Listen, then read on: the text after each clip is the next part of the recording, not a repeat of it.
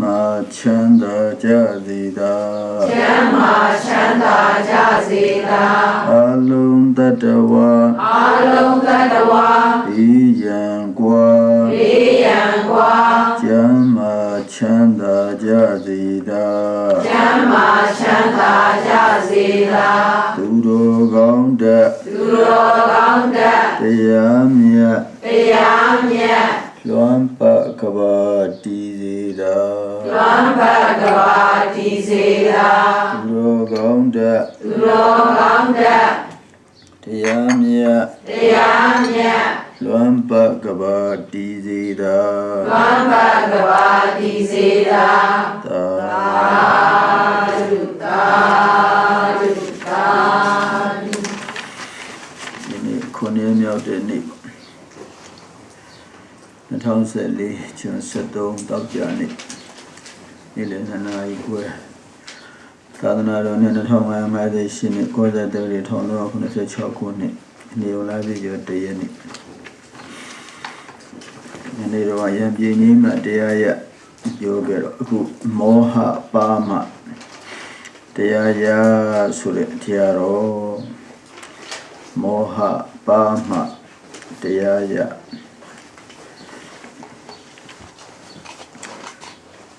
မောဟဆိုတာအဝိဇ္ဇာပါပဲတတ္တဝါတွေကိုပူလောင်အောင်ညှဉ်းနှွမ်းအောင်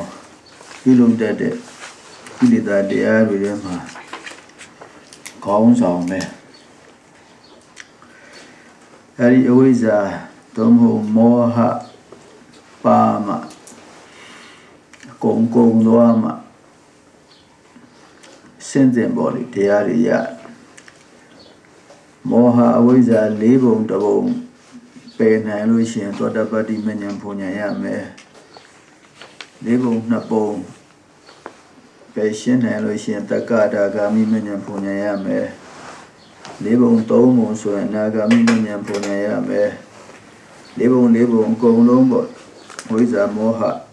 အာသောတရားတွေကုံစင်အောင်ရတ်မဲ့ရတ်ဖို့နဲ့ပယ်တတ်နိုင်ရင်တော့၄မဲ့၄ပုံအတော်တရားကင်းစင်သွားပြီအဲ့တော့အခြေခံအနေနဲ့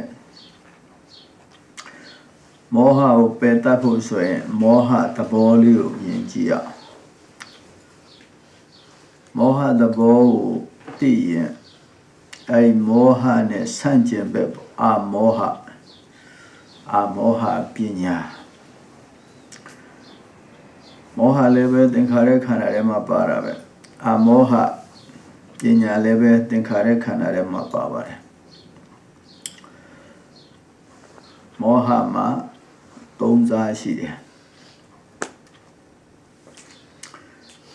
မှန်တရားတွေကိုမသိတာမောဟဝိဇ္ဇာ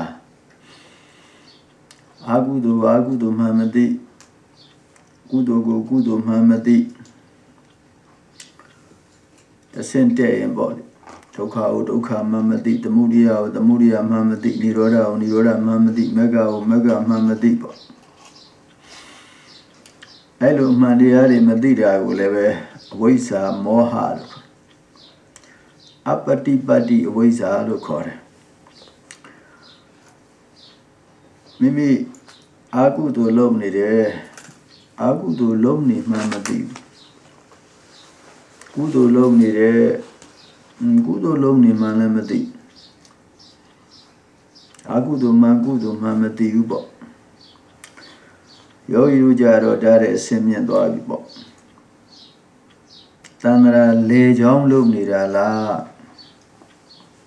တန္တရာမှလွတ်ချောင်းလုပ်နေတာလားကိုလုပ်နေတာကတန္တရာလေချောင်း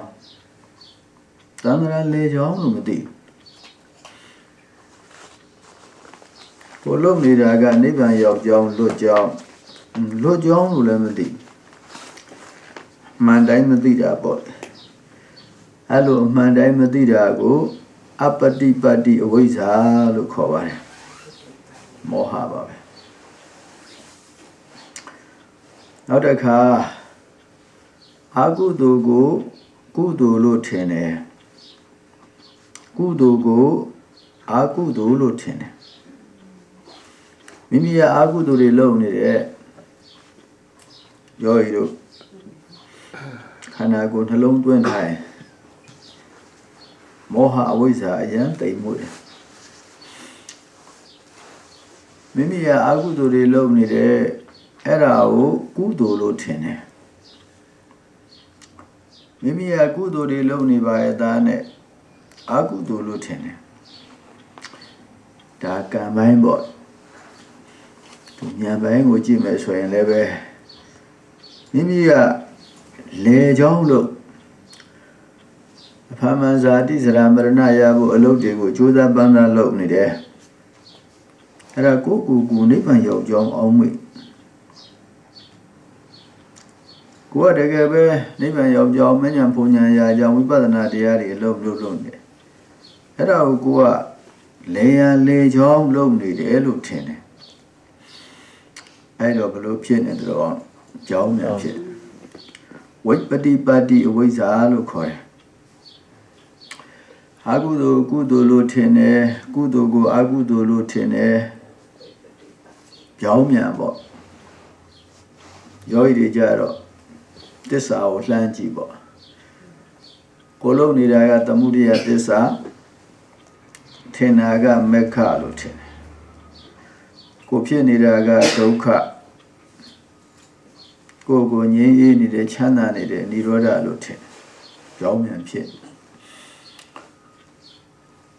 ဗုဒ္ဓအနှိုင်းမဲ့လောကသားတို့ရဲ့နှိုင်းမဲ့ကျေးဇူးရှင်ဝိရွှေအောင်ရေးထားတဲ့ပညာပါရမီအခန်းမှာအဲ့ဒါတွေအကျယ်ရေးထားပါတယ်နောက်ပိုင်းကျတော့ဆက်လေ့လာလို့ရအောင်အဲ့တော့မိမိလုပ်နေတာအကုသိုလ်လုပ်နေတယ်အဲ့ဒါကိုကုသိုလ်လို့ထင်တယ်မိမိလုပ်နေတာကုသိုလ်လုပ်နေတယ်အကုသိုလ်လို့ထင်တယ်အဲ့လိုပြောင်းပြန်ထင်တာကိုဝိပတိပတ္တိအဝိဇ္ဇာလို့ခေါ်တယ်ခုနတော့ကကုသိုလ်မှအကုသိုလ်မှမသိတာကိုအပတိပတ္တိအဝိဇ္ဇာလို့ခေါ်တယ်ပြောင်းပြန်ထင်တာကိုဝိပတိပတ္တိအဝိဇ္ဇာလို့ခေါ်တယ်နောက်တစ်ခုကမိမိလုပ်ငန်းကိုင်ငန်းနေအစဉ်ပြေးနေငါလုပ်နေတာကုသိုလ်ပဲလို့ထင်မိမိလုပ်ငန်းကိုင်ငန်းနေအစဉ်မပြေတော့ဘူးအစဉ်မချောတော့ဘူးဆိုရင်ငါလုပ်နေတာအကုသိုလ်တွေနဲ့တူတယ်လုပ်ငန်းကိုင်ငန်းအစဉ်ပြေရင်ကုသိုလ်လို့ယူတယ်လုပ်ငန်းကိုင်ငန်းအစဉ်မပြေရင်အကုသိုလ်လို့ယူတယ်သူ့ရဲ့အတိအမှားယွင်းနေဖြစ်အစိတ်လက်နဲ့လူအရက်သားထွက်တိရစ္ဆာန်အဲ့ဒါတွေရောင်းချအဲ့ဒါတွေလောက်ကင်ပြီးတော့စီဝါရေးတွေအကြီးအကျယ်ဖြစ်နေတာတရားမသိတဲ့အခါကျတော့ဒါကုသိုလ်တွေပဲလို့ထင်တယ်။ဒါကငါအစင်မပြေဘူးဆိုရင်မကောင်းတဲ့အလုပ်တွေပဲအကုသိုလ်တွေပဲလို့ထင်တယ်။အကုသိုလ်အလုပ်တွေနဲ့ကြီးပွားတာလည်းရှိတယ်။ကုသိုလ်ကောင်းမှုတွေကောင်းကောင်းမွန်မွန်လုပ်နေပြီနဲ့ဆင်းရဲတာလည်းရှိတယ်။ဆင်းရဲတာချမ်းသာတာကအဓိကမဟုတ်ဘူး။မှန်မှန်ကန်ကန်သိဖို့ကအဓိကအခုတော့မှန်မှန်ကန်ကန်မသိဘဲနဲ့မှားယွင်းသိတယ်အဲ့ဒါကြောင့်မလို့အဲ့ဒါကိုမိစ္ဆာပฏิပတ်တိအဝိဇ္ဇာလို့ခေါ်တယ်မောဟသဘောသိရင်သူနဲ့ဆန့်ကျင်ဘက်ဟာပညာပေါ့မှန်မှန်ကန်ကန်သိမယ်မှန်တာတွေကိုလည်းသိမှားတာတွေကိုလည်းမှားမှန်သိအကုသိုလ်အကုမှန်သိမယ်ကုသိုလ်ကိုကုသိုလ်မှန်သိမယ်ဒါအကုသိုလ်ပဲဒါကုသိုလ်ပဲဒါတန္တရာလေကြောင်းပဲတန္တရာဒါလွတ်မြောက်ကြောင်းပဲမှန်မှန်ကန်ကန်သိဒါပညာပေါ့တမ္မာဒိဋ္ဌိပေါ့ဝိဇ္ဇာပေါ့အကုသိုလ်လုပ်နေလေကိုလုပ်နေတဲ့အကုသိုလ်မှန်သိတယ်အကြောင်းမျိုးကြောင့်မလွဲတာမရှောင်တာလို့လုပ်နေရတော့လည်းပဲကိုဘာလုပ်နေတယ်ဆိုတာကိုကမှန်မှန်ကန်ကန်သိကုသိုလ်လုပ်ရင်လည်းကုသိုလ်ပဲဆိုတာသိဉာဏ်ပိုင်းမှာဆိုရင်လေကြောင်းလုပ်နေလဲငါလေကြောင်းလုပ်နေတယ်မှန်မှန်ကန်ကန်သိလွတ်ကြောင်းလုပ်နေလဲငါလွတ်ကြောင်းလုပ်နေတယ်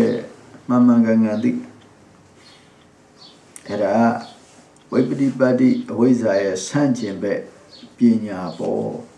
တမ္မာဒိဋ္ဌိပေါ့အဝိဇ္ဇာ၃မျိုးဆိုရင်ဝိဇ္ဇာလည်း၃မျိုးပေါ့မောဟ၃မျိုးဆိုရင်အမောဟလည်း၃မျိုးပေါ့ဒါဝေါဟာရတွေပါမောဟနဲ့ပညာကိုခွဲပြောတာလောကနဲ့ဆင်ပြေသည်ဖြစ်စေမပြေသည်ဖြစ်စေ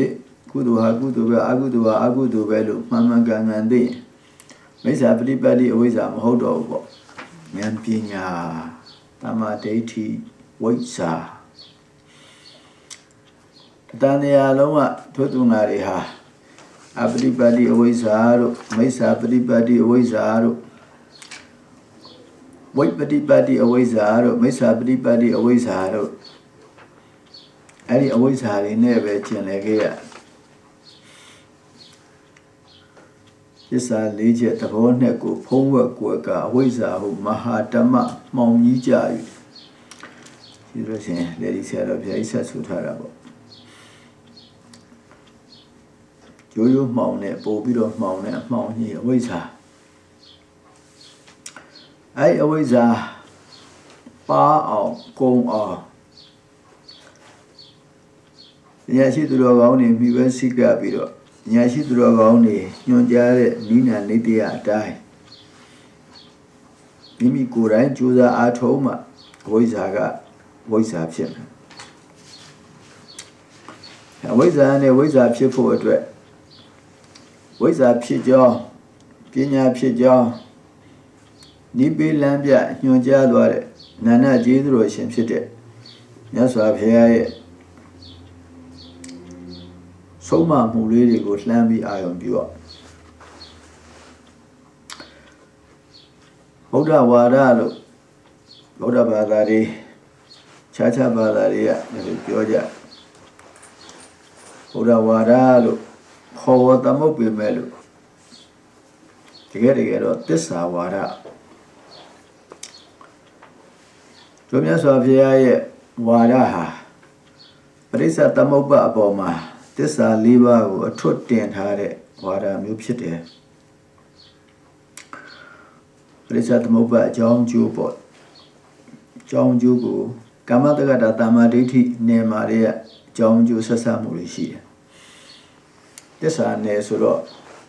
ပို့ပြီးတော့အကြောင်းကျိုးတွေဆက်ဆက်မှုတွေအကြောင်းသဘောကျိုးသဘောတွေအများကြီးပဲပါတယ်ပရိစ္ဆသမုပ္ပါအပေါ်မှာသစ္စာ၄ပါးကိုအထွတ်တင်ထားတဲ့ဝါဒဟာဗုဒ္ဓဝါဒဥရှုအောင်ရဲ့ဗုဒ္ဓဝါဒပေါ်ထွန်းခြင်းဆိုတဲ့စာအုပ်မှာပါပါတယ်အဲ့တော့ဒီသစ္စာ၄ပါးသိဖို့အတွက်အများဝိနည်းတွေသိဖို့အတွက်အနစ်နာခံပြီးတော့အများကြီးကြိုးစားခဲ့ရသစ္စာဆိုတဲ့နေရာမှာခုနကတော့သစ္စာ၄ပါးသစ္စာ၄ပါးဆိုတာအရိယသစ္စာကိုပြောတာကျန်တဲ့သစ္စာတွေလည်းရှိသေးတယ်သမုဒိသစ္စာပရမတ္ထသစ္စာအရိယသစ္စာနောက်ဝစီသစ္စာတို့ဘာလို့ရှိသေးတယ်ဒါပေမဲ့အဓိကအားဖြင့်၄မျိုးပေါ့ပါရိဘာတိကသစ္စာရယ်သမုဒိသစ္စာပရမတ္ထသစ္စာရယ်အရိယသစ္စာဒီသစ္စာ၄ပါးကိုသိစေခြင်းလို့ပါရမီတွေဖြည့်ခဲ့ရတယ်အနစ်နာခံခဲ့ရမျိုးမျိုးကြိုးစားခဲ့ရအဲဒီသစ္စာ၄ပါးကိုသိမှအဝိဇ္ဇာမောဟကိုပယ်တတ်နိုင်တယ်ပါရိဘာတိကသစ္စာဆိုတာကအခုလိုမှဆိုရင်အမေရိကန်တို့အင်္ဂလိပ်တို့တရုတ်တို့အိန္ဒိယတို့စသည်အဖြစ်မြန်မာနိုင်ငံမှာဆိုလဲရှမ်းတို့ကချင်တို့ကရင်တို့သူအုပ်စုလေးနဲ့သူမှန်တာကိုပါရိဘာတိကသစ္စာလို့ခေါ်တယ်သမုဒိသစ္စာဆိုတာလူနဲ့ပြမတတ္တဝါတွေပေါ့ဒါလူတွေပဲဒါနတ်တွေပဲအဝတ္တတိရစ္ဆာန်တွေပဲစသည်အဖြစ်ဒါပညာနယ်ထဲမှာအကုန်ပါပါတယ်သမုဒိသစ္စာဆိုတာလူနဲ့ပြမပေါ့ပါရိဘာတိကသစ္စာဆိုတာသမုဒိသစ္စာထဲမှာပဲပါတာပဲ ရှမ်းကချင်းကရင်ကရားပေါ့သူ့အစုညစုဉာဏ်နဲ့တက်သွားတော့ပရမတ္ထသစ္စာစိတ်စေတသိက်ယုံနိဗ္ဗာန်ပေါ့ပရမတ္ထတရား၄ပါးမှန်ကန်တဲ့တရားတွေပေါ့ခုနတော့ကသမုဒိသစ္စာတို့ပါရိဘာတိကသစ္စာတို့သမုတ်အနေနဲ့မှန်တာအရှိအမှန်မဟုတ်ဘူးရှိမှန်မဟုတ်တာကိုမရှိအမှန်လို့သိရမယ်အရှိအမှန်ကပရမတ္ထသစ္စာအရိယသစ္စာပရမတ္ထသစ္စာကစိတ်စေတသိက်ယုတ်နိဗ္ဗာန်ယုတ်နံသင်္ခတဓမ္မရဲ့နိဗ္ဗာန်ဆိုတဲ့အသင်္ခတဓမ္မအဲ့ဒါပရမတ္ထသစ္စာအဲ့ဒီနိဗ္ဗာန်ကိုရောက်ဖို့အတွက်အရိယာတွေသိတဲ့သစ္စာကအရိယသစ္စာဒုက္ခသစ္စာဒုက္ခအရိယသစ္စာအပြည့်စုံပြောမယ်ဆိုရင်ဒုက္ခသမုဒယအရိယသစ္စာဒုက္ခនិရောဓအရိယသစ္စာဒုက္ခនិရောဓဂာမိနိပฏิပဒါအရိယသစ္စာအတူတူပြောရင်တော့ဒုက္ခသစ္စာသမုဒယသစ္စာនិရောဓသစ္စာမေဃသစ္စာပေါ့ဒါအရိယာဖြစ်အောင်ကြိုးစားတဲ့ပုဂ္ဂိုလ်တွေလည်းသိအောင်လေ့လာအရိယာဖြစ်တဲ့ပုဂ္ဂိုလ်တွေလည်းကိုယ်တိုင်မျက်မှောက်သိတဲ့သစ္စာ၄ပါးနိဗ္ဗာန်ရောက်ကြောင်းသစ္စာ၄ပါးဒုက္ခသစ္စာသမုဒယသစ္စာလောကီသစ္စာ2ပါးនិရောဓသစ္စာနဲ့မေဃသစ္စာလောကုတ္တရသစ္စာ2ပါးဒါကအရိယသစ္စာအဲ့ဒီသစ္စာတရားတွေကိုပြန်လဲဖော်ထုတ်တာဟာမြတ်စွာဘုရားပဲလောကမှာဝါဒတွေအသစ်တည်ထောင်သူလည်းရှိတယ်ပြန်လဲဖော်ထုတ်သူလည်းရှိတယ်အသစ်တည်ထောင်သူတွေဆိုတာပါဠိဝါဒအဖြစ်ဥပ္ပါဒကပုဂ္ဂိုလ်တွေမဖြစ်သေးတဲ့ဝါဒတွေကိုအသစ်တည်ထောင်ရတယ်တီးထွင်ပြီးတော့ပြောကြဟောကြအဲ့ဒါတိဋ္ဌိတွေပဲသာသနာပြင်ပပုဂ္ဂိုလ်တွေဘုရောဝါဒတွေပြီးပြည့်စုံခြင်းမရှိဘူးမှားတာတွေများတယ်ပုရဏကတ္တဗတို့မက္ခလိဂောတာလတို့အကုဒကိစ္ဆာယနာတို့နာတဗုဒ္ဓတို့သိန်းစီတို့အဲဒီဆရာကြီး6ယောက်ပေါ်တယ်အဲ့ဒါတွေကအသစ်တီထွင်တဲ့ပုဂ္ဂိုလ်တွေတူးနဲ့အတူအပြိုင်ဆိုင်ပြီးပြည့်စုံခြင်းမရှိဘူးမှားများတယ်ဝါဒဟောင်းကိုပြန်ပြီးတော့ဖော်ထုတ်တဲ့ပုဂ္ဂိုလ်တွေကိုအဘိပြင်ဇကပုဂ္ဂိုလ်လို့ခေါ်တယ်ဘိပြင်ဇကဆိုတာကဝါဒဟောင်းတိမ်မြုပ်နေတဲ့ဝါဒဟောင်းပေါ့ပြန်လဲဖော်ထုတ်တာဘာတွေတိမ်မြုပ်နေလဲဆိုတော့သစ္စာ၄ပါးတရားဟာတိမ်မြုပ်မရှိလို့လားဆိုတော့ရှိတယ်သစ္စာ၄ပါးကိုတဏ္ဍရလို့လည်းခေါ်တယ်ထာဝစဉ်တည်ရှိသောတရားထာဝစဉ်တည်ရှိသောဓမ္မဒုက္ခသမုဒယនិရောဓမေဃထာဝစဉ်တည်ရှိတော်လည်းပဲမြတ်စွာဘုရားများတပ္ပညုတ္တမြတ်စွာဘုရားများပွင့်ထွန်းပေါ်ပေါက်မှသိနာလဲခွင့်ရလောကကြီးထဲမှာအစဉ်အမြဲရှိနေတော်လည်းပဲဘယ်လိုအဖြစ်နဲ့ရှိနေလဲဆိုတော့တတ္တဝါတို့ရဲ့အာယုန်သည့်အဖြစ်မရောက်ဖဲနဲ့ရှိနေတယ်တပ္ပညုမြတ်စွာဘုရားများမပွင့်ငင်သစ္စာ၄ပါးရှိပါတယ်လောကကြီးထဲမှာဘာလို့မှမစိတ်သုံးပါဘူးဒါပေမဲ့လို့တတ္တဝါတို့ရဲ့ဝိနည်းတတ္တဝါတို့ရဲ့အာယုန်သည့်အဖြစ်ဒီရှိတာမဟုတ်ဘူးသိနာလဲခွင့်မရဘူးဘာဖြစ်လို့သိနာလဲခွင့်မရလဲဆိုတော့ဒီသစ္စာ၄ပါးကိုအစာဥစွာထုတ်ပေါ်ဟောပြောနိုင်ဖို့ဆိုတာတပ္ပညုတ္တရွှေဉာဏ်တော်ရမှထုတ်ပေါ်ဟောပြောနိုင်တပ္ပညုတ္တရွှေဉာဏ်တော်မရတဲ့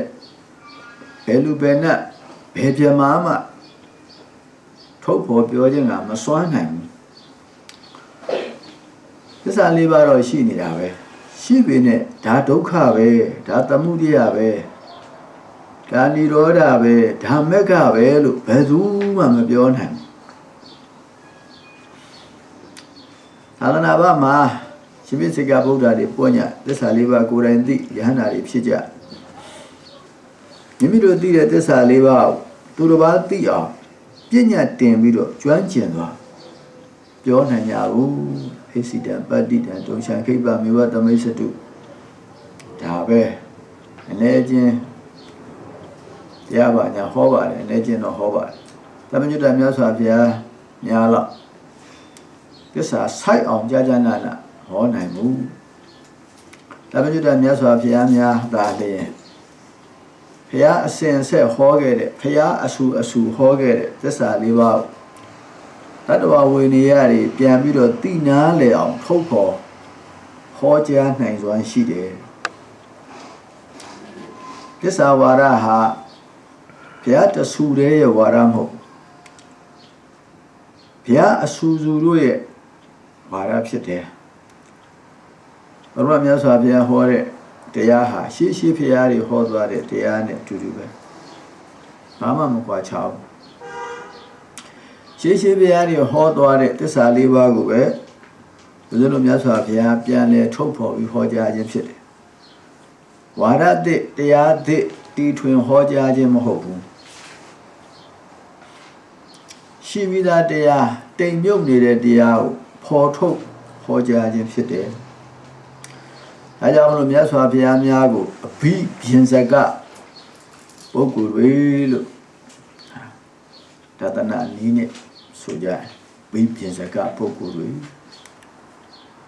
ဝါဒဟောင်းကိုပြန်လဲဖော်ထုတ်တဲ့ပုဂ္ဂိုလ်မြတ်များပေါ့အဲဒီလိုသစ္စာလေးပါးကိုဝိနည်းတ attva တွေအာယုံသည့်အဖြစ်ရအောင်ထုတ်ဖော်ဖို့ဆိုတာလွယ်ကူတဲ့ကိစ္စတော့မဟုတ်ဘူးအခြေခံအားဖြင့်အင်္ဂါ၃ပါးပြည့်စုံအောင်ကြိုးစားအင်္ဂါ၃ပါးဘာတွေလဲဆိုတော့သစ္စာတရားကိုထုတ်ဖော်ဟောပြောခြင်းတဲ့ပုဂ္ဂိုလ်ဟာနံပါတ်1လောကသားတွေအပေါ်ကျင်နာတတ်ရမယ်နံပါတ်2လောကသားတွေအတွက်အစသအရာရာအနစ်နာခံနိုင်ရနံပါတ်3အများအကျိုးကိုကျိုးရှိအောင်ဆောင်ရွက်ပေးထားရမယ်ကျင်နာတတ်ရမယ်အနစ်နာခံတတ်ရမယ်အကျိုးကိုဆောင်ရွက်တတ်ရအဲ့ဒါတရားကိုကောက်လိုက်ရင်အာဒေါသရဲ့အာလောဘရဲ့အာမောဟရဲ့တွားရတယ်။ဒါပေမဲ့ပုထုဇဉ်ဘဝမှာတော့လောဘဒေါသတော့ဘယ်ကင်းစင်အောင်မလဲ။တာမန်လူတွေနဲ့မတူဘူး။ဒေါသနဲ့ရမယ်လောဘနဲ့ရမယ်မောဟနဲ့ရ။ခုနအာဒေါသဆိုတာမေတ္တာကိုပြောတာ။ဒေါသနဲ့တဲ့ပုဂ္ဂိုလ်မှအများပေါ့လောကသားတွေအပေါ်ကျင်နာတနာနိုင်တယ်။လောကသားတွေအပေါ်ကျင်နာတနာတဲ့စိတ်ရှိမှအကျိုးဆောင်လို့တဲ့မေတ္တာစိတ်ရှိမှလည်းပဲလောကသားတွေအတွက်အနစ်နာခံပြီးတော့ပါရမီတွေဖြည့်နိုင်ကျင်နာတဲ့စိတ်မရှိရင်အနစ်နာမခံနိုင်အများအပေါ်ပေါ့ကိုခင်နဲ့မင်းနဲ့သူတယောက်တည်းအတွက်ပြောတာမဟုတ်ဘူးအများအပေါ်ကျင်နာတဲ့နှလုံးသားရှိရမယ်အဲဒီကရုဏာမေတ္တာကြီးမားပါအနစ်နာခံနိုင်တယ်အနစ်နာခံတယ်ဆိုတာတတ်မဲ့မှုအာယုံတို့မှရုံးထွက်ခြင်းပဲလောကမှာတတ်မဲ့ဆရာအာယုံတွေလတ်လာပါတွေဂုဏ်သတင်းကြီးမှုတွေကြော်စောမှုတွေချီးကျူးခံရမှုဒါသမန်လူတွေဟာဒါတွေအမတန်မမောတာအထီးအတွက်ပဲလောက်ကိုင်းနေကြဘာဖြစ်လို့တာမန်လူတွေကတာမန်စိတ်ပဲရှိမှာပါရမီရှင်နေမြတ်တဲ့ပုဂ္ဂိုလ်တွေကကြောင်းမြန်မြင်နိုင်မှုဆိုတာနိပကလို့ခေါ်တဲ့ဉာဏ်ပညာရင့်ကျက်မှာရတ္တလို့ခေါ်တဲ့မျက်နှိုးဘွယ်ဟာရှုမြင်သုံးသပ်တဲ့အခါမှာရင့်ကျက်မှုဟာဗราဏ တာမန်ဆိုတာမရင်ကျက်သေးတဲ့ပုဂ္ဂိုလ်များမရင်ကျက်သေးတဲ့ပုဂ္ဂိုလ်များဟာရယူသိမ့်ပိုက်ခြင်းကိုမျက်နှိုးစရာရတ္တအဖြစ်နဲ့သဘောကျတို့လိုပြောရင်တော့သိမ့်ပိုက်ခြင်းနဲ့ရယူခြင်းနဲ့ပေါ့ရင့်ကျက်တဲ့ပုဂ္ဂိုလ်များကြတော့သိမ့်ပိုက်မှုရယူမှုကိုအာဒီနဝအပြစ်လို့မြင်တယ်ပေးစွန်မှုစွန့်လွတ်မှုကိုရတ္တလို့မြင်တယ်နေရာကမှာပေးစွန်မှုပဲစွန့်လွတ်ဖို့ပဲစိတ်ထဲမှာရည်စူးတယ်ပေးစွန်ရတာစွန့်လွတ်ရတာကိုဝမ်းသာတယ်ညာနိုးပေါ်ရရတ္တသူတော်ကောင်းတွေပြုလုပ်တဲ့အလုပ်ပဲလို့ဝမ်းမြောက်ဝမ်းသာဖြစ်တယ်အဲ့ဒီလိုပေးစွန်မှုစွန့်လွတ်မှုနေရာကမှာစွန့်လွတ်ဖို့ကြိုးစားတာနိက္ခမကရုဏာမေတ္တာလည်းပဲထားနိုင်ရနေရာကမှာအနစ်နာခံနိုင်ရမယ်များတကတတ်မေတ္တာတွေကိုမတတ်မဲ့ဖဲရှောင်နိုင်ရမယ်လလဘတွေယာရုတွေကြော်စောတွေနာမည်ကြီးမှုတွေဂုဏ်သတင်းကြီးမှုတွေဒါအများဆုံးလူလာကြတာအဲ့ဒါတွေကိုမတတ်မရအောင်မမက်မောအောင်ညဇာပြအလောင်းတော်များဟာအာမဂုံတတ်တယ်မမက်မောပဲနဲ့အများကယ်ဖို့တပ္ပညုတရွှေဉဏ်တော်အတွက်ဥတီပြီးဖြည့်စည်းရဲ့အလောဘဥဆောင်ပြီးတော့ဉာဏ်ပညာဥသိပြီးတော့မမက်မောလေပြည့်စုံနေပဲဘုရားအလောင်းများပါရင်ဖြစ်တယ်ဆိုတာမမောတဲ့စိတ်ကြီးနဲ့ဘယ်တော့မှဖြစ်ဘူးလောဘဒေါသမောဟအမြဲတမ်းကင်းကျင်တဲ့စိတ်ရှိတယ်မမက်မောလေပြည့်စုံနေပဲနောက်ပြီးဆိုဖျားဖြစ်တော့ပြည့်စုံလုံးဒါတာမန်လူတွေမသိနိုင်တဲ့လောကသဘာဝတွေဒါနိက္ခမကိုနည်းနည်းချက်ပြောတာပါဆွဲဆောင်မှုအာယုန်တို့မှာယုံထွက်ခြင်းကိုနိက္ခမလို့ခေါ်တယ်နိက္ခမပေါ့အဲ့လိုဆွဲဆောင်မှုအာယုန်နေမှယုံထွက်နိုင်အောင်ကြိုးစားရမယ်တိမ်မြုပ်နေတဲ့သစ္စာ၄ပါးကိုဖော်ထုတ်ပြီးတော့မြတ်တတ္တဝါတွေကိုသိစေခြင်းတဲ့ပုဂ္ဂိုလ်ဟာဘာဖြစ်လို့သိစေခြင်းလဲဆိုတော့ဒီသစ္စာတွေသိမှဒုက္ခလွတ်မြောက်မှာဒီသစ္စာတွေမသိတဲ့မြတ်မိမိပဲဖြစ်ဖြစ်သူတော်ဘာပဲဖြစ်ဖြစ်ဘယ်သူပဲဖြစ်ဖြစ်ဒုက္ခမလွတ်မြောက်နိုင်အလုံးသစ္စာ၄ပါးကိုသိစေခြင်းတဲ့ပုဂ္ဂိုလ်ဟာကျင်နာတတ်ရမယ်အနစ်နာခံနိုင်ရပြီးပလားဆိုတော့ပြီးသေးဘူးအရာရာမှာမှန်မှန်ကန်ကန်သိမြင်နိုင်တဲ့ဉာဏ်ပညာရှိရအဲ့ဒီဉာဏ်ပညာရှိတဲ့ပုဂ္ဂိုလ်မှာအများအကျိုးကိုအောင်မြင်စွာဆောင်ရွက်နိုင်ဉာဏ်မဲ့တဲ့ပုဂ္ဂိုလ်တွေအများအကျိုးဆောင်မှပို့ပြီးကျိုးရုပ်သွားတာတွေအများကြီးပဲအများကျိုးဆောင်တဲ့အခါမှာကျိုးဆောင်တဲ့အတိုင်းအများကောင်းစားချမ်းသာစေရအဲ့ဒါဉာဏ်ပညာရှိမှဉာဏ်ပညာရှိမှအများအကျိုးကိုထိထိရောက်ရောက်အောင်မြင်မြင်ဆောင်ရွက်နိုင်တယ်ပညာနဲ့ဆိုင်တယ်အမောဟနိနာခံတယ်ဆိုတာကလောဘကိုထိမ့်သိမ့်နိုင်မှအလောဘသဘောအကျဉ်းနာမေတ္တာဆိုတာကအာဒေါသသဘောလောကသားတွေအပေါ်ကျင်နာတတ်မှလောကသားတွေအတွက်အနိနာခံနိုင်မှလောကသားတွေအတွက်အကျိုးကိုထိထိရောက်ရောက်အောင်မြင်မြင်ဆောင်ရွက်ပေးနိုင်တဲ့စွမ်းအားရှိမှအဲ့ဒီအင်္ဂါ၃ရပ်ကိုသူမိတာရှင်အသေးဘဝတွေကစပြီးတော့ဖြစ်ခြင်းရဲ့ယောက်ျားကောင်းယောက်ျားမြတ်ဆိုတာအဲ့ဒီအင်္ဂါ၃ပါးပဲမြတ်တတ္တဝါတွေအပေါ်ကျင်နာတတ်ရမယ်မေတ္တာထားတတ်ရမယ်အရာရာမှာအနိဋ္ဌာခံနိုင်တဲ့စိတ်ရှိရမယ်အများကျိုးကိုအောင်မြင်မြင်ဆောင်ရွက်ပေးနိုင်ရအဲ့ဒါယောက်ျားကောင်းယောက်ျားမြတ်တွေရဲ့အင်္ဂါ၃ပါးအလောင်းတော်ဖြစ်တဲ့သူမိတာရှင်အသေးမှာအဲ့ဒီအင်္ဂါ၃ပါးအဲ့ဒီတည်းအစပြီးရှိတယ်သို့တော်လည်းပဲဒီလောက်ကလေးနဲ့မဖော်ထုတ်နိုင်သေးဘူးအနည်းဆုံး၄သင်္ချင်တဲ့ကဘာတသိန်းပြည့်စုံနေတဲ့ပြည့်စုံအောင်က ရုဏာတွေပြည့်စုံနေတဲ့ပြည့်စုံအောင်နိနာခံမှုတွေပို့ပြီးနိနာခံနိုင်အောင်ပညာတွေတိုးပွားအောင်ကြိုးစားလိုက်ရလေးသင်္ချင်တဲ့ကဘာတသိန်းကြိုးစားတော့မှဆိုရင်ညီ၅ပါးတို့ပါရမီ7ပါးပြား30ပေါ့အဲ့ဒါအတူချုပ်လိုက်အဲ့ဒီ3ပါးပါပဲအဲ့ဒီတော့မှပဲဘိပြင်စကပုဂ္ဂိုလ်ဖြစ်ရရှေးရှေးဘုရားတွေဟောသွားတဲ့သစ္စာ၄ပါးဝိနည်းတတ္တဝါတွေအာယုန်ဓိအဖြစ်ရောက်ပြန်လေဖော်ထုတ်နိုင်စွမ်းရှိတယ်လေးသင်္ချင်တဲ့ကဘာတသိန်းဖြည့်စည်းမှထုတ်ပေါ်နိုင်ကုသတော်ကောင်းတွေက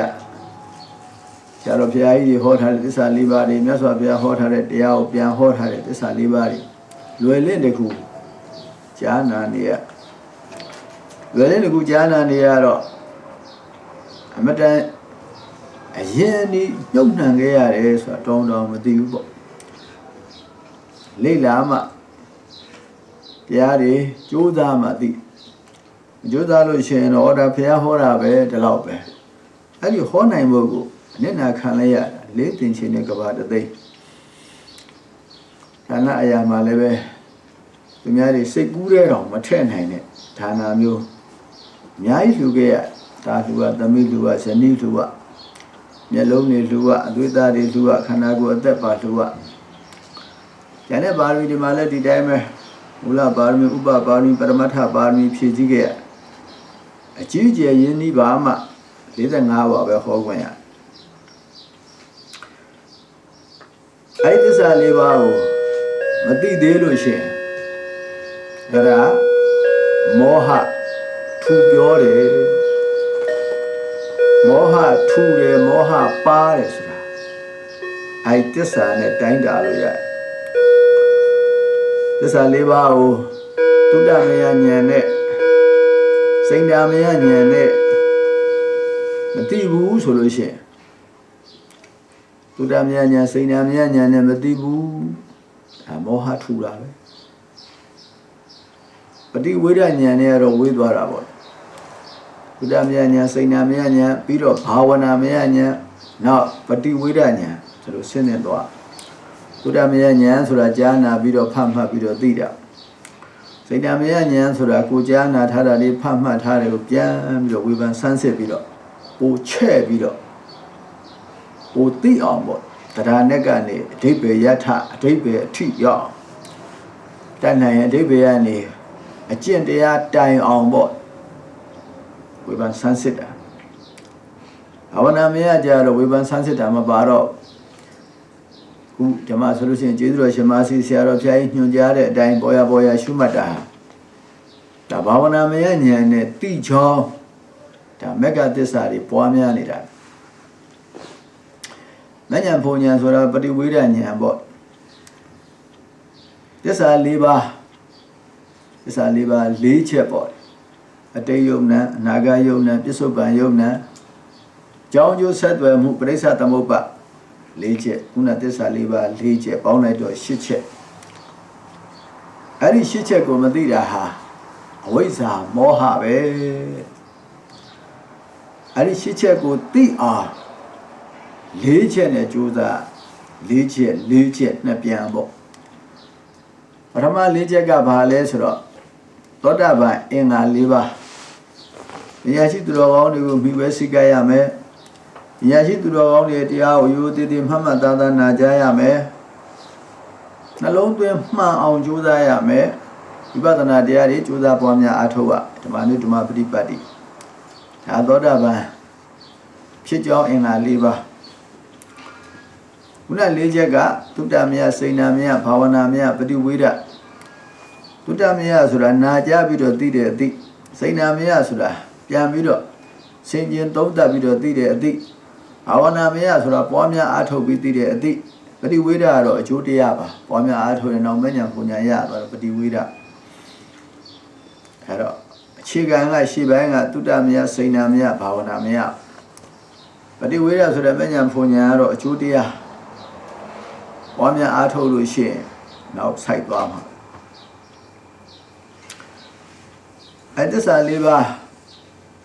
ပ လောကထဲမှာအမြဲတမ်းရှိနေပါရဲ့သားနဲ့သိခွင့်မရဘူးဟိုးကြံခဲ့တဲ့ကဘာကပိလောကကိုအသာထားပါခုပြစ္ဆုတ်ပံမှာပဲလောကဆိုတာယုံနာမှာပဲဒီသင်္ခါရလောကကိုချဲလိုက်လို့တတ္တလောကတို့ဩကာသလောကတို့ထပ်ပေါ်လာအဓိကတော့သင်္ခါရလောကဒီယုတ်တည်နေနေပဲဒီယုတ်တည်နေနေတဲ့မှာသစ္စာရှိတာဒါပဲနဲ့လို့လောကောင်းတရားတွေမကြားနာလောကောင်းတရားတွေမဆင်ញင်မပွားများဘူးဆိုရင်သစ္စာတရားတွေမသိနိုင်ဘူးမသိတာပါလဲဆိုတော့မောဟမသိုံနဲ့မဟုတ်ဘူးအသိမှားရင်လည်းပဲမောဟဘုထင်ရာကိုကြမ်းဖန်ပြီးတော့လွယ်လွယ်ချော်ချော်သိရင်လည်းပဲမောဟခုနပြောခဲ့တယ်လေအပတိပတ္တိအဝိဇ္ဇာဝိပတိပတ္တိအဝိဇ္ဇာမိစ္ဆာပฏิပတ္တိအဝိဇ္ဇာအပฏิပတ္တိအဝိဇ္ဇာဆိုတာမှန်မသိတာအကုသိုလ်မှန်မသိကုသိုလ်မှန်မသိဒါကံနေပေါ့ယောဂီတို့ဉာဏ်နဲ့မှာကြတော့ဒုက္ခသစ္စာကိုဒုက္ခသစ္စာမှန်မသိသမုဒယကိုသမုဒယမှန်မသိနိရောဓမေဃမသိဘူးပေါ့ဒုက္ခဖြစ်နေတာကိုဒုက္ခဖြစ်နေမှမသိဘူးတဲ့လွယ်သလိုနဲ့ယောဂီတို့ခက်တယ်နော်ဥပမာလေးတစ်ခုပြောပါမိုးလင်းနေမိုးချုပ်မြင်လဲမြင်နေကြားလဲကြားတယ်အမျိုးမျိုးဖြစ်မနေဘူးလားဗျာဖြစ်နေပါဗျာအဲ့ဒါတွေကအမှန်မှန်တော့ဒုက္ခတွေကြီးပဲမြင်တာတွေကြားတာတွေကရုပ်တည်နေနေမလားဆိုတော့ရုပ်တည်နေနေပေါင်းဆက်ပြီးတော့မြင်ကြကြားကြသင်္ခါရဒုက္ခတွေပဲတဲ့အမတန်သိမ်မွေ့တဲ့ဓာတုတမယစိဏမယနဲ့သိအောင်မလို့อ่ะဖိုးထွင်းပြီးတော့မသိသေးတာထားဆရာသမားတွေရဲ့အကူအညီနဲ့စာအုပ်တွေရဲ့အကူအညီနဲ့ကိုယ်စေတနာသရာတရားနဲ့သိအောင်တို့ကတဏှာနေရာလုံးသိအောင်ကသစ္စာသိအောင်မလုပ်ခဲ့ဘူးတနည်းအားဖြင့်မဂ္ဂသစ္စာမလုပ်ခဲ့ဘူးပေါ့ဘယ်သစ္စာတွေလုပ်မယ်ထင်လဲသမုဒိယတွေဆိုတာအိမ်အောင်ကြမှာသမုဒိယမဟုတ်ဘူးဒီမဂ္ဂသစ္စာကိုမပွားပဲနဲ့ဝိဇ္ဇာတဏှာခိုင်းတာကြီးပဲလုပ်နေမယ်ဆိုရင်သမုဒိယသစ္စာတွေလုပ်နေတာပဲဒါပဲနဲ့လို့ဒါသမုဒိယသစ္စာပဲလို့မလေ့လာရင်သိပါမလားမသိပါဘူးမသိဘူးအခုရှုမှတ်ပွားများနေတာမဂ္ဂသစ္စာဒီလိုအမှန်တရားတွေကိုမသိတာအပတိပတ္တိအဝိဇ္ဇာမောဟကိုယ်တော့မသိတာထားလိုက်တော့အခုသိအောင်သိတဲ့သိအောင်အကြီးကျယ်သိအောင်ကြိုးစားရမယ်လို့ဆုံးဖြတ်ရမယ်အဲ့ဒါယောနိသောမနတိကာရဟောသိမသိကွာပဲတတ်နိုင်မှာမလဲလောက်တိရှုံးနေမတတ်နိုင်ဘူးဟဲ့အဲ့လိုဆိုရင်အာယောနိသောမနတိကာရယောနိသောမနတိကာရကုသိုလ်ဖြစ်စေတယ်ဉာဏ်ဖြစ်စေတယ်အာယောနိသောမနတိကာရပြောင်းပြန်ဆိုတော့အကုသိုလ်ဖြစ်မဲ့မောဟဖြစ်မဲ့အဝိဇ္ဇာဖြစ်မဲ့ဟုတ်တယ်မလားတရားတော်ရဲ့အမိရပါပါလိမ့်မောဟပါမတရားရမောဟပါမတရားရမောဟပါစေခြင်းလို့ပြောရည်ဟုတ်လားရှင်းဆရာတော်ဘုရားကြီးလည်းပဲခေါင်းနဲ့အမျိုးမျိုးဟောသွားပြီနဲ့အဓိကကတော့သစ္စာဆိုင်အောင်ပဲသစ္စာဆိုင်ဖို့ဆိုတာမောဟပါမအဝိဇ္ဇာပါမမောဟတွေအဝိဇ္ဇာတွေအကုန်လုံးပယ်ရှင်းပြနိုင်အကောင်းဆုံးပေါ့လေဒါပဲနဲ့လို့တခါတည်းမရှင်းနိုင်ဘူးပါအောင်ပါတယ်ပါအောင်နောက်ကြတော့မှကုန်သွားမှာသူတရားနာနေတာသုတမယဉာဏ်ပဲနာပြီးတဲ့တရားကိုပြန်လဲသုံးသပ်လို့ရှိရင်စိတ်ဓာမယအဲ့ဒီစိတ်ဓာမယလောက်တဲ့ရင်ရက်နေလို့ရှိရင်လည်းပဲမဉဏ်ဖွညာမရနိုင်ဘူးဘာဝနာမယကိုဆက်သွားဘာဝနာမယဆိုယောဂီတို့ကအာထုတ်တဲ့ဝိပဿနာပဲဝိပဿနာတရားအာထုတ်တော့မှနောက်ဣန္ဒြေတွေထက်သန်လာတဲ့အခါညီမျှတဲ့အခါမှာပฏิဝေဒခေါ်တဲ့မဉဏ်ဖွညာနေရနိုင်တယ်အဲ့တော့မှမောဟအဆင့်ပေါ့နားလေးပုံတစ်ပုံလေးပုံနှစ်ပုံလေးပုံသုံးပုံလေးပုံလို့ပါကုန်သွားမယ်နောက်ကြ ရှေးတုန်းကလည်းပဲဒုက္ခသဘောရှေးပညာရှိတွေလည်းသိကြပါတယ်ခုဘုရားဟောမှသိတာကအမတန်သိမ်မွေ့နဲ့နေတဲ့ဒုက္ခတွေနောက်ပါသိရဘုရားမဟောခင်ဘုရားမပွင့်ခင်တုန်းကလည်းပန္တိတ်ကြီးတွေပညာရှိကြီးတွေပေါ်ခဲ့ဘိုးတော်ကလည်းပေါ်ခဲ့တယ်ခုလည်းပေါ်နေတာပဲခုလောကီမှာပညာရှိတွေအများကြီးပေါ်ကြအဲ့တွေခေါ်ပညာရှင်တွေဟာလည်းပဲလောကကြီးရဲ့ဒုက္ခကိုသူတို့ရဲ့တက်ကဗေဒပေါ့လေအဲ့ဒါလေးနဲ့တွေးခေါ်မျှော်မြင်ကြည့်တဲ့အခါကျတော့ဘာတွေသွားတွေ့လဲဆိုတော့အစ္ဆတိကဒုက္ခတို့ဗုဒ္ဓိကဒုက္ခတို့ဒေဝိကဒုက္ခဒသနာဝဟာရအဲ့ဒါတွေကိုတွေ့မြင်ညအဲ့ဒါတွေကိုသိကြအစ္ဆတိကဒုက္ခဆိုတာဘာတွေလဲဆိုတော့ပရိသန်နေရတာအိုရတာနာရတာတေရပရိသန်နေရတဲ့အစင်းရဲအိုရတဲ့ဆင်းရဲနာရတဲ့ဆင်းရဲတေရတဲ့ဆင်းရဲအဲ့ဒီဆင်းရဲကိုအစ္ဆတိကဒုက္ခလို့ခေါ်တယ်။မြတ်စွာဘုရားလည်းပဲဓမ္မစက္ကပောဒနာသုတ်တော်မှာထည့်ဟောထားပါတယ်။ဇာတိပိဒုက္ခသရပိဒုက္ခဗျာတိပိဒုက္ခမရဏပိဒုက္ခရှင်းပုဂ္ဂိုလ်တွေသိတဲ့ဒုက္ခကိုမြတ်စွာဘုရားလက်ခံပြီးတော့ဓမ္မစကြာမှာထည့်ဟောထားတယ်။သောပါနာရောဟရလို့သုံးတယ်။ဇာပေလို့ကဇောင်းနှံလှေကားတက်နီးအောက်ခြေကနေဖြည်းဖြည်းပေါ်တက်သွားအောက်ခြေကလှေကားတက်တွေရှိမှအပေါ်လှေကားတက်ကလုပ်လို့ရတာ哦အများသိပြီးသားဖြစ်တဲ့ဒုက္ခကိုအရင်ပြောလိုက်အများလက်ခံစရာညှင်းပယ်စရာမရှိတော့ကိုယ်လုံးလက်ခံနိုင်ညသိပြီးသားထင်ပြီးသားကိုအရင်ပြပြီးတော့မှတာမန်လူတွေမသိနိုင်တဲ့ဒုက္ခကိုနောက်ပိတ်ဆုံးမှပြအကုန်လုံးသိပြီးသားဒုက္ခတွေကြတော့လောကကြီးမှာဘယ်သူမှညှင်းခုံနေစရာမလိုတော့တာကြံသိဋ္ဌလို့ခေါ်တာပေါ့အလိုလိုဆုံးဖြတ်မှန်ကန်ပြီးသားပဲလောကပညာရှိတွေဆုံးဖြတ်ထားတာဟုတ်လဲဟုတ်တာပဲမှန်လဲမှန်တာပရိသတ်နေရတဲ့ဒုက္ခ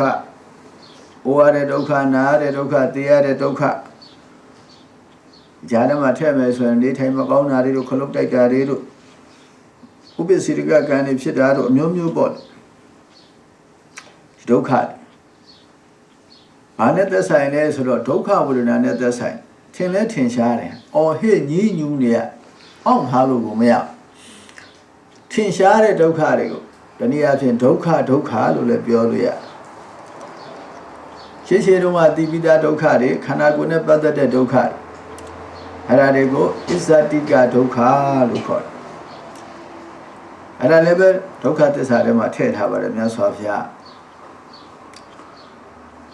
နောက်တစ်ခုဒုက္ခကဗုဒ္ဓိကဒုက္ခပါဝန်းကျင်နဲ့ပတ်သက်တဲ့ဒုက္ခအပိယဟိတံမယောဂဒုက္ခပိယဟိဝိပယောဂဒုက္ခရှိကမနစ်တဲ့သူနဲ့ပေါင်းသိရတာလည်းပဲဘာဖြစ်မလဲတော့ဒုက္ခပဲတရားနိုင်နဲ့ခန္ဓာဉာဏ်လှဲ့တယ်ဆိုတာဝိပဿနာဆိုရင်တော့ခန္ဓာကိုယ်မှာပူတာလေးတွေအေးတာလေးတွေတင်းတာလေးတွေရွာတာလေးတွေမောတာလေးတွေပေါ့ဒါလည်းပဲရင်းကျက်သွားလို့ရှိရင်လှဲ့လို့ကောင်းပါတယ်အခုဉာဏ်လှဲ့ရမှာဒုက္ခသစ္စာအများသိပြီးသားဒုက္ခသစ္စာသူတော်ကောင်းတို့ကိုယ်တိုင်လည်းပဲကြုံပြီးသားဖြစ်မနေဘူးလားအဲ့ဒါကိုခုချိန်မှာဉာဏ်နဲ့တိမ့်သွင်းပြီးတော့အကုန်ကြည့်ရမချစ်ခင်မနဲ့တက်တဲ့သူနဲ့ပေါင်းသိနေရတာဒုက္ခပဲတက်ရှိရောတက်မဲ့ရောခန္ဓာကိုယ်ရောအကုန်ပါတယ်ဘာဖြစ်လို့ဒါတွေနှလုံးသွင်းခိုင်းလဲဆိုတော့လေကအောက်ခြေရစတက်ရတယ်ဟိုးထက်ကိုတမ်းပြီးခုံးကြော်တက်လို့မရထင်ရှားနေတဲ့ဒုက္ခတော့မှဒုက္ခလို့မထင်လို့ရှိရင်မထင်ရှားတဲ့ဒုက္ခကြရင်ဒုက္ခလို့ထင်မှုမြင်မှုလွယ်ပါမလွယ်ဘူးဝိจิตန်းကြီးပဲလှုပ်ပြီးသွားတယ်လို့ဖြစ်သွားမယ်ထင်ရှားကြီးဖြစ်နေတဲ့ဒုက္ခတွေပရိသတ်နေရတဲ့ဒုက္ခဥပါတဲ့ဒုက္ခနာရတဲ့ဒုက္ခကိုရှိမှပဲတွေ့နေကြတာပါပဲဥဒါတွေနာတာတွေသေတာတွေကိုဆွေမျိုးတွေကိုဘိုးဘွားတွေကိုယ်တိုင်တွေ့နေတာပဲကိုယ်တိုင်လည်းပဲအိုတဲ့လူတွေအိုးနေကြမမတော့အိုတာကတော့ ကြီးလိုက်အိုတာပါပဲ80 80မှမဟုတ်ပါဘူးအကုန်လုံးအိုးကြတယ်အဲ့တော့ခန္ဓာကိုယ်ကြီးကိုယ်လိုမလိုက်ဖဲနဲ့နားကျင်ကြိုက်ခဲနေတာဒုက္ခတွေကိုယ်တိုင်တွေ့နေပြီမဲ့လို့ဒုက္ခလို့နှလုံးသွင်းတဲ့သူကမရှားဘူးလားရှားပါအဲ့ဒါကြောင့်မလို့လည်းပဲတရားရတယ်သူရှားတာပဲနှလုံးသွင်းတာချမ်းသာကြောင်းပဲနှလုံးသွင်းအယုံ၅ပါးကာမဂုဏ်တရားပဲနှလုံးသွင်းတဲ့သူကများတယ်များသောအားဖြင့်ပေါ့လူတိုင်းပြောတာမဟုတ်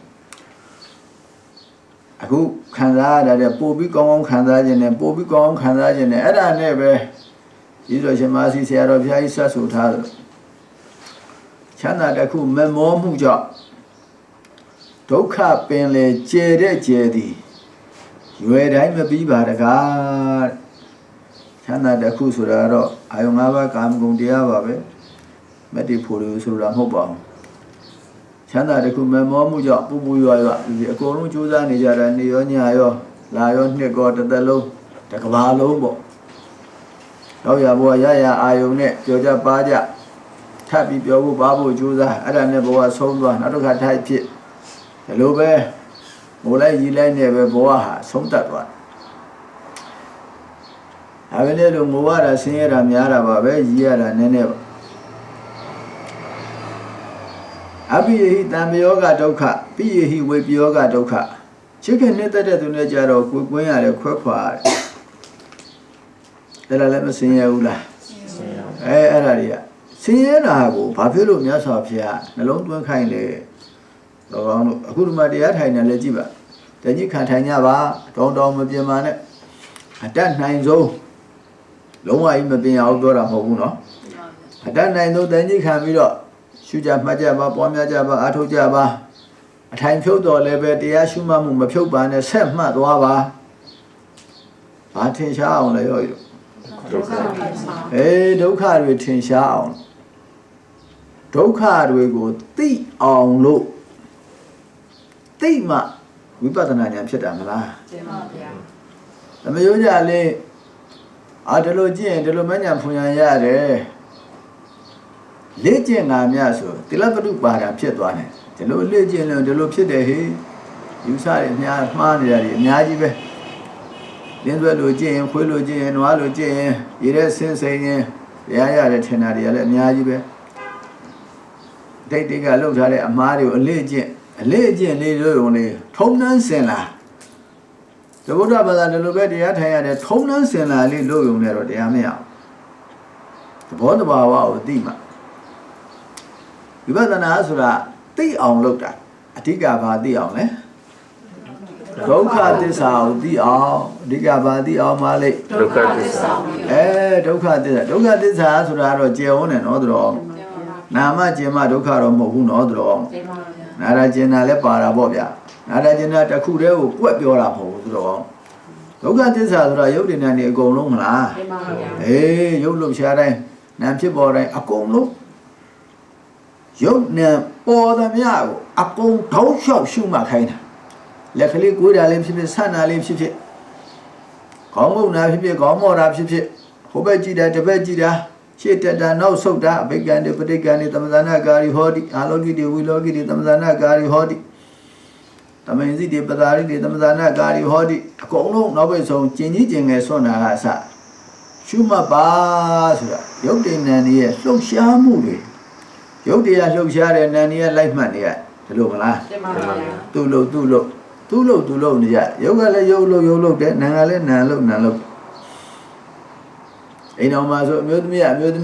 တဲ့အမျိုးသားလို့ဒါဥပမာပြောတာပါဟုတ်လားအခုဒီမှာခန္ဓာကိုယ်အိမ်တော်ကြီးမှာလည်းကြည့်ပါယုတ်ကလည်းယုတ်လို့တဲ့နာကလည်းနာလို့သူလူနေကြတာလေတင်ပါဗျာယုတ်တင်နေတူနေကြသူ့လို့မိုးလင်းရမိုးချုပ်လှုပ်နေရတယ်ပင်မအောင်လားပင်မမယ်နဲ့လောက်ရမှာပဲတဲ့စားဝင်နေမလို့လို့ခလို့စားတယ်မရှိဘူးလောက်ရမှာဟုတ်တယ်မလားအဲ့ဒီလိုပဲခန္ဓာကိုယ်ကြီးရထားတော့ခန္ဓာကိုယ်ကြီးနဲ့ပတ်သက်တဲ့အလုပ်လုပ်ရတယ်သာဝနေရေးတွေမကောက်သာဝနေပြည့်စုံတယ်ပဲထောင်းခန္ဓာကိုယ်ကြီးအမြဲတမ်းထိုင်နေလို့မရဘူးထပေးရတယ်လမ်းလျှောက်ပေးရတော့ကြပြန်ထိုင်ပေးရရေချိုးပေးရတယ်ထမင်းစားပေးရတယ်ကြီးကျင်ငယ်စွန့်ပေးရတယ်သူ့လို့မလုပ်ရဘူးလားလုပ်ရတယ်လုပ်ရတိုင်းဖြစ်ပြနေတာပဲမလားတင်ပါဗျာဖြစ်ပြကိုမမြင်သေးတာထားဆိုတော့တရားသဘောအနေနဲ့တော့သိထားမယ်နော်တင်ပါဗျာ ဒီနေ့အကုန်လုံးကြောင်းကြဆိုင်ပြီးလုပ်နေရတာပဲသွားလာနေတာထိုင်တာစားတာတောက်တာရှုမှတ်မှုပါရင်ကြောင်းကြဆိုင်ရမှန်သိတာရှုမှတ်မှုမပါရင်တော့အမှတ်တွေလွတ်နေတော့ပေါ့ပါဖြစ်နေတာပေါ့ရှုမှတ်မှုနဲ့ဆိုလို့ရှိရင်တခုခုလုပ်ဖို့အစင်းနဲ့ပြောင်းလဲနေတာတွေများဘူးလားများပါဘူးတော်တော်ကိုအားဆိုင်ရဘာလို့မလဲဆိုရင်သွားခြင်းနဲ့ပြီးတော့မှကြွရတယ်ချင်းဆိုတာအကုန်အပြည့်စုံမထည့်သူနောက်မတယ်လှမ်းတယ်ချတယ်အကုန်လုံးရှုမှတ်နေရဝိတကယ်ကဝတ္တရားကြည်ပြုံအောင်ပေါ့လေတကယ်လိုက်နာမယ်ဆိုရင်ဒုက္ခတွေအမတန်မထင်ရှားဘူးလားထင်ရှားပါတယ်ခြေတလန်းကိုပဲလုပ်လိုက်ရတဲ့အလုပ်တွေအများကြီးပဲထိုင်တော့မယ်ဆိုလည်းပဲထိုင်နေမှတ်လိုက်ရတာအများကြီးပဲဘာဖြစ်လို့ဒီလောက်တောင်ရှုမှတ်ခိုင်းမှလိမ့်ဒုက္ခသဘောကိုသိအောင်ဒုက္ခသစ္စာကိုသိအောင်ဒုက္ခသစ္စာဆိုတာဘာလဲရုပ်တည်နာနေဖြစ်ပြနေတာလေတော်ရုပ်တည်နာလှုပ်ရှားတာရုပ်တည်နာနေဆိုတာစာလို့ပြောတာတော်တို့လှုပ်ကိုင်းနေတဲ့အခါလှုပ်ရှားတာတွေတောင်းတာတွေမာတာတွေပြောတာတွေပူတာတွေအေးတာတွေဝါကျင်တာတွေရက်ချင်တာတွေထိုင်နေတာတွေဒါရုပ်တည်နာနေမလားတင်ပါဗျာအဲ့ဒီရုပ်တည်နာတွေကိုမရှုမှတ်လို့ရှိရင်ရုပ်တည်နာနေပေါ်လာတာနောက်ပျောက်သွားတာသိပါမသိနိုင်ဘူးမသိရင်ဝိဇ္ဇာပဲမောဟပဲရှုမှတ်မှုနည်းရင်နည်းသလောက်မောဟများတာပဲရှုမှတ်မှုနည်းရင်မောဟများတယ်နော်တော်တင်ပါဗျာရှုမှတ်မှုများမှမောဟနည်းပဲပါမယ်ဟုတ်တယ်မလားအတူတူပေါ့နည်းမှအတူတူပါဟုတ်လားမောဟပါမှဘာဖြစ်မလဲမောဟပါသေးကြလို့တော်မောဟပါဖို့ဆိုဘာများမလဲ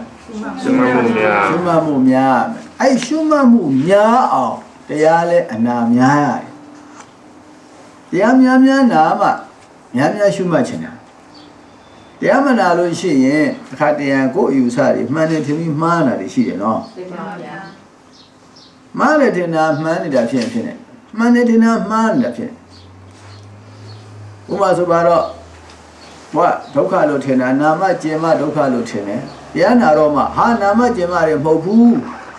မျက်နာတွေကြားတာတွေနာနာတွေစားတာတွေထိတာတွေသိတာတွေအကုန်လုံးဟာရုပ်တည်နာနေပဲအဲ့ဒါဖြစ်ပြနေတာဒုက္ခတွေကြီးပဲလို့တရားနာလိုက်တော့သိမသွားဘူးလားသိပါပါဟောအစတော့မသိတာသိသွားတယ်ဆိုတော့ဒုက္ခသစ္စာပိုသိသွားသိတော့မောဟပါသွားတယ်ဟောဒီဒုက္ခသစ္စာတွေဒါတွေသိအောင်လုပ်မှမညံဖုန်ညာရမှာကိုလို့အသိတွေတိုးလာတော့ပို့ပြီးရှုမှတ်တာပေါ့တင်ပါဗျာပို့ပြီးရှုမှတ်မှမြင်နေကြတဲ့နာနိုင်စားတိုင်းမှတ်နိုင်မှာပေါ့ပို့ပြီးမရှုမှတ်ဖဲနဲ့တက်တာပဲဝိရိယတွေရော့နေမယ်ဆိုရင်